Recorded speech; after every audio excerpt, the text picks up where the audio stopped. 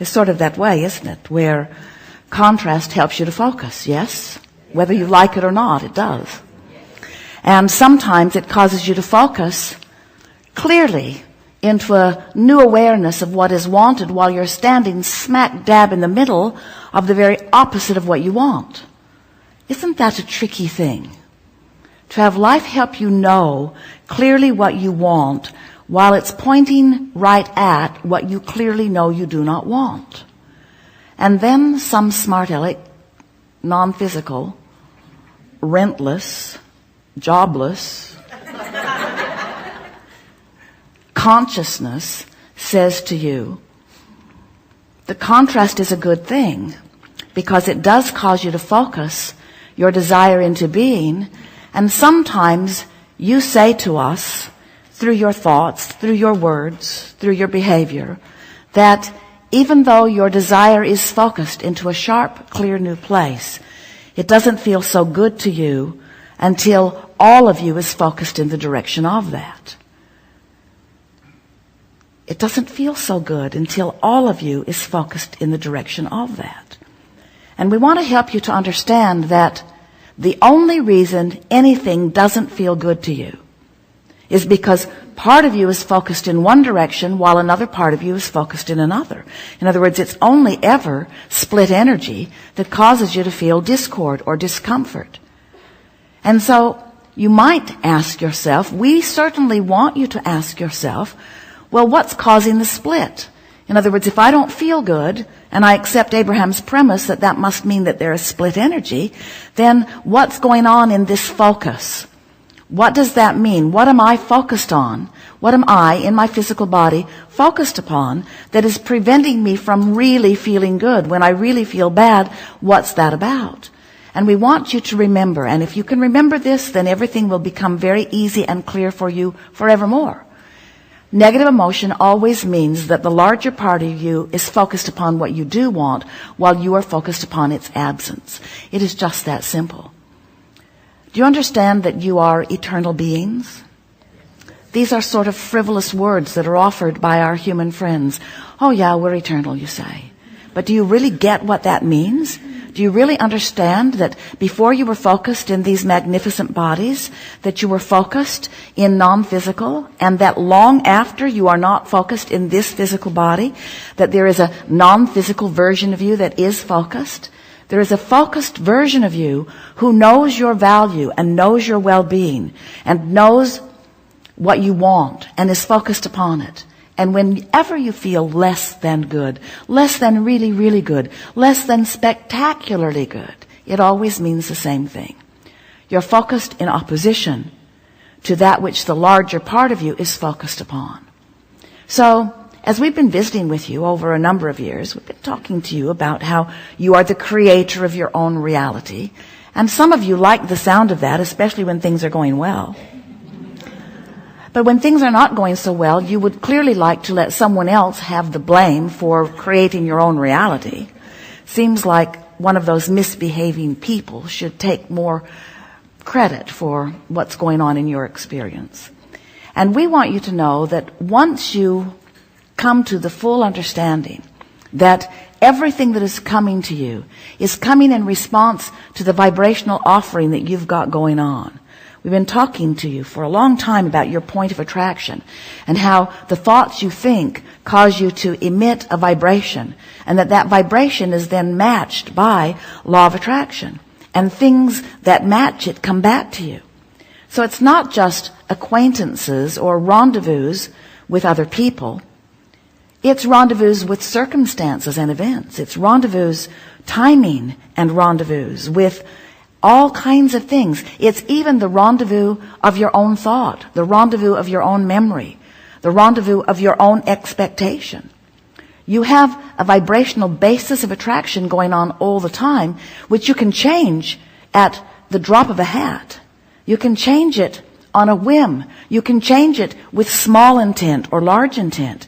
You have control over what your point of attraction is because you have control over what you focus upon. But you've got to know that you have that control, and we know that for many of you it means you have to know that there's a reason to go to the trouble of it.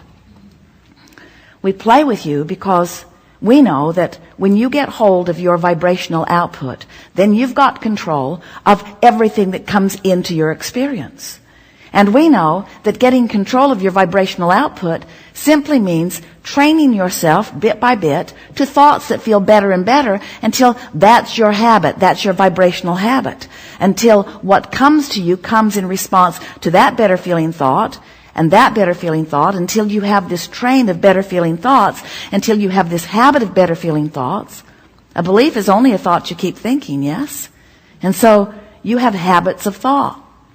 But for most humans, your habit of thought follows what you are observing. And you have put yourselves into such a wide spectrum of observable things. You have the ability to observe worldwide. You have the ability to observe specifically worldwide. You have the ability to be involved with so many people. Are you amazed at your ability to get deep into the lives of lots of people simultaneously? Facebook has really helped you out in that regard.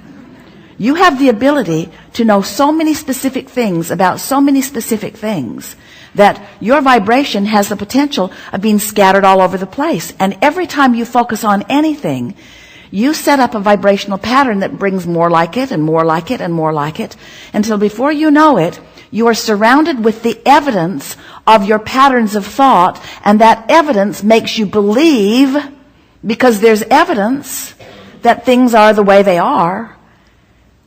And most are not realizing that things are only the way they are because of your patterns of thought. And you have the ability to develop the pattern of thought that you choose. You do not have to develop your patterns of thought in response to what is around you. We know that if you were observing in general terms, your patterns of thought would serve you extremely well. And the more specific you get as you focus, the more specific the comeback is, the more specific the law of attraction brings details to you. The more specifically you focus, the more specifically things fill in. And so in order to explain this point of attraction, we are talking to you about this vibrational standpoint, this vibrational basis. And we are calling it a vibrational grid. There are lots of words that could be used to explain it. But the point that we really want to establish, the point that we really want you to focus upon, is that you are vibration more than you are anything else. And it is your vibrational offering that causes everything that comes into focus to be. So everything about your body, everything about your acquaintances, everything about the way you move through life, everything about the way everything touches you is about your vibrational offering, over which you have complete control, but usually don't exercise it all that well. Most people are offering most of their vibration in response to what they are observing, and they are not all that particular about what they are observing. So for most, it sort of goes like this. You see something, you have an emotional response to it. That emotional response brings more like it, which you have another emotional response to, which brings more like it, which you have another emotional response to.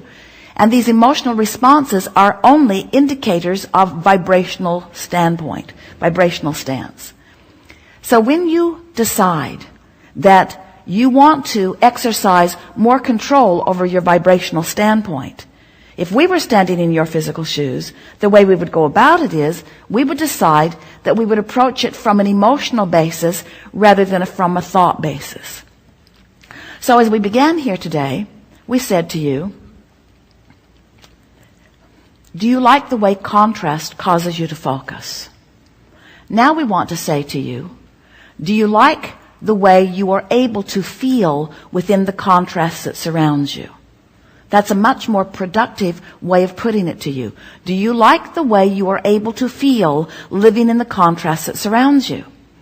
And if the answer to that is yes, then that means you're focused in a way that you're not contradicting the vibration of who you really are. So you're in alignment much of the time with who you are. So you're tuned in, tapped in, turned on, and your point of attraction is wonderful, because you have the leverage of source energy, you have the leverage of all that you call good, right there offering a vibration with you, and when you are in that vibrational patterning, only good things can come to you. Did we get your attention at all about that? Do you know that you can control your point of attraction? Do you know that you can control the way you feel? Well, if you know that, then you know everything. And so you know everything. That's all there is to know. Once you know that, you've got it figured out. Then the rest of it is just exercising the knowledge that you know until you're really sort of good at it.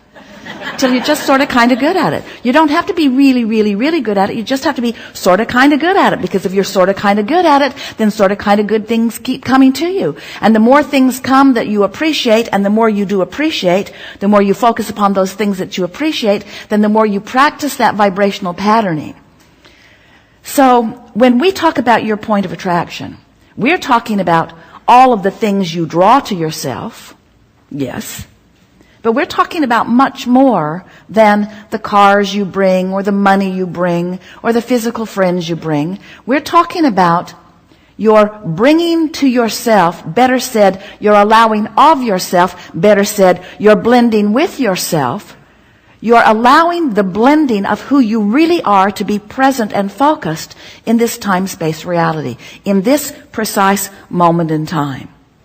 You know what are the things you like to do? Do you like to go to concerts where music moves you? Do you like to put your headphones on and just walk and listen? Do you like to go to comedy clubs, or do you like to walk through gardens? Do you like to be with children? What are the things that ring your bells the most?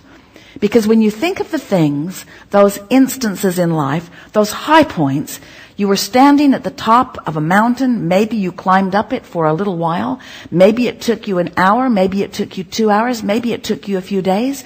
But when you climbed up there and looked over that edge and saw what you saw and felt that exhilaration, have you ever done that, or have you just seen the movie?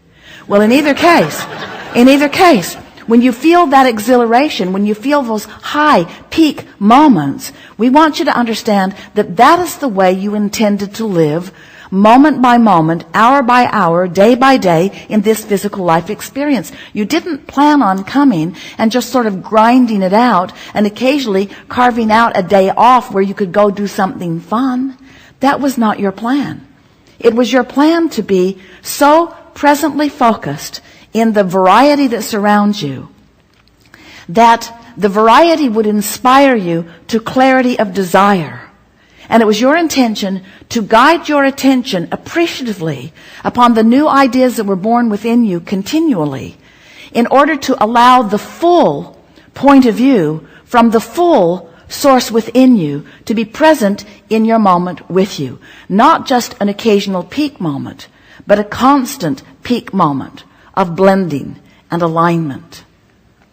You use words like clarity. Do you know what clarity is? Clarity is source thinking with you and you knowing the thought of source. That's clarity. Do you know what humor is? It's you enjoying the spontaneousness of the moment and source enjoying it with you, and you being so on the wavelength of it that the depth and breadth of this insight is so significant that the wholeness of who you are is having the moment in time.